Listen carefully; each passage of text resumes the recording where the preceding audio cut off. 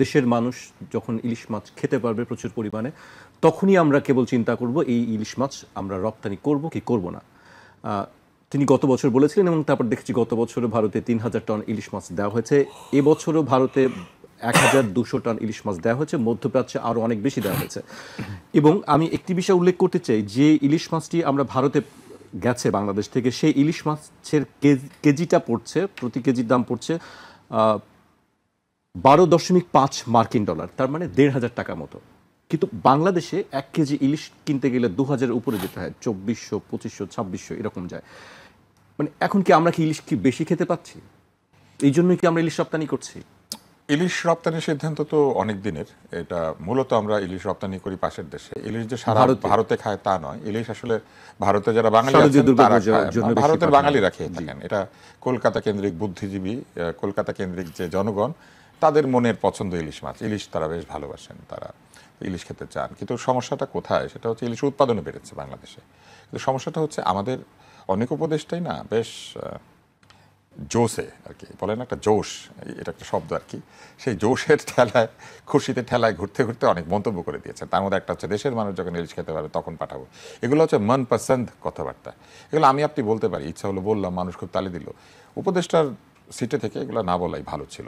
এগুলো বললে যেটা হয়, পরে দেখা যায় যে এগুলো নিয়ে মানুষ মনে রাখে। এবং এই যে ১২৫০ টাকা বা ধরেন ১৫০০ টাকাতে ইলিশ মাছ খাবে পাশের দেশে, আর আমি খাবো ২৫০০ টাকা দিয়ে, এইটা তো কেউ মানতে চাইবে না। এটা অবিশ্বাস্য, এটা কোনো ইকোনমির হিসাবে পড়ে না। যে দেশে উৎপাদন হয়, সে উৎপাদনের দেশে সবসময় সেই প্রোডাক্টের দাম কম থাকে। আপনি চীনে গেলে ইলেকট্রো পাবেন সবচেয়ে সস্তায়, গার্মেন্টস পাবেন আমাদের দেশে বেশি, আমাদের দেশে বেশি, বাইরের দেশে কম। এইটা সরকারকে উত্তর দিতে হবে যে কেন কম, কিভাবে এই কম দামে ইলিশ বিদেশে রপ্তানি হয় আর বেশি দামে আমরা খাই। আর মধ্যপ্রাচ্য বলেন, যেখানেই বলেন, ইলিশ আসলে বাঙালিরাই খায়। আমি মরুভূমির মাঝখানে আমি ওমরা করেছি অনেকবার, তো সেই একবার আমার এক বন্ধু বলছিলেন মরুভূমির মাঝখানে যে এইখানে যদি ইলিশ খেতে পারতাম, তা আমি তার উপর একটু রুষ্ট হয়েছি। এই যে মরুভূমির মাঝখানে রাতের বেলা মদিনা থেকে মক্কাগামী বাসে আমরা, তো এইখানে তুমি ইলিশ পাবে কোথায়? কিন্তু আমি দেখলাম যে একটা সাদা একটা সাইনবোর্ড টিনের, তার মধ্যে কেউ একজন হাতে যেটা সেটা দিয়ে একটা মাছ এঁকেছে। সেই মাছটা খুবই বাচ্চাদের মতো আঁকা, কিন্তু তার নিচে লেখা ইলিশ মাছ দেওয়া ভাত পাওয়া যায়। তো বাঙালি যেখানে যাবে সেইখানে একটা জোকস আছে যে নোয়াখালীর মানুষ সেখানে থাকবে আর ইলিশ মাছ থাকবে। এবং আপনি জানেন ওই দোকানটার মালিক একজন নোয়াখালীর লোক, সে খুবই ইমপ্রেসিভ, সে নিজে কাজ করে, সে ওখানে ব্যবসা করলা ভাজি এইসব বিক্রি করে এবং মানুষ খায়। বাঙালি আবার ওই দোকানটা খুঁজে বের করে, আমরা দুজনে গিয়েছি। এই যে বাঙালির প্রিয় জিনিসগুলি, সেই জিনিসগুলিকে আমি সবসময় মনে করি যে আমরা আগে, তারপরে সারা দুনিয়া। কিন্তু এই সরকার কি করেছেন, কলকাতার বাবুরা আগে, তারপরে আমরা। এইটা বলবেন, আবার মুখে বলবেন যে মুরগির গলা নিয়ে ফেলাবো, অরুণা দিয়া হিমাচলে চলে যাব, এইটা করব ওইটা করবো, আর হুদা ইলিশ মাছটা পর্যন্ত আমাদেরকে খাওয়াতে পারবেন। মায়ের খুব প্রিয় খাবার হচ্ছে ইলিশ মাছ। আজকেও খাবার টেবিলে বসে উনি বলছিলেন যে বাবা, ভারতে নাকি সস্তা এটা খায়।